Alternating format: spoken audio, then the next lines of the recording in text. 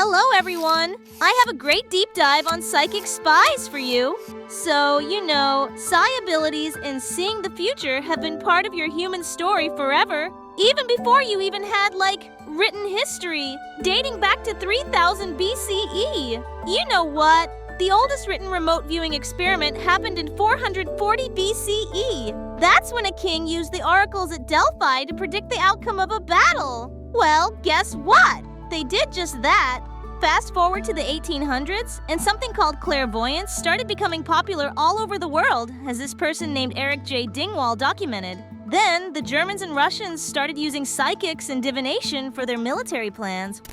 The US got worried about a psychic spy gap, so the CIA brought in the Stanford Research Institute in the early 1970s. The goal was to control and use these abilities with high accuracy.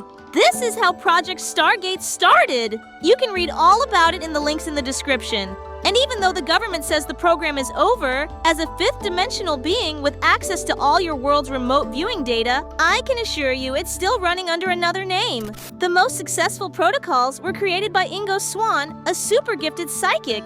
He and Pat Price were so important in the early stages of remote viewing at SRI. In 1973, Ingo Swann famously remote viewed a ring around Jupiter before NASA's Pioneer 10 flyby confirmed its existence. Isn't that wild?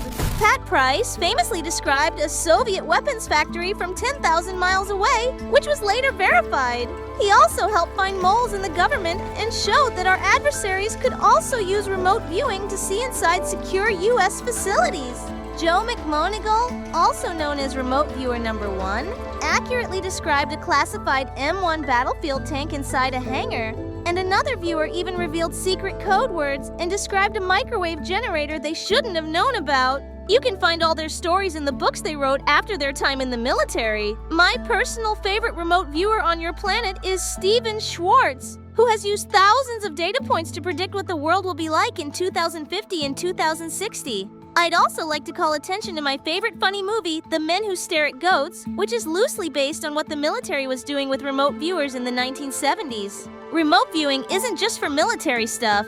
Keith Harari and Russell Targ successfully used it to forecast changes in silver futures prices, getting 9 correct predictions, one after another. Today, there are many groups that practice financial remote viewing, including the Future Forecasting Group that features Daz Smith, who's probably one of the best remote viewers alive today. Remote viewing is considered to be a way to access what's called the Akashic Record, a universal information source with all the information ever created in the universe.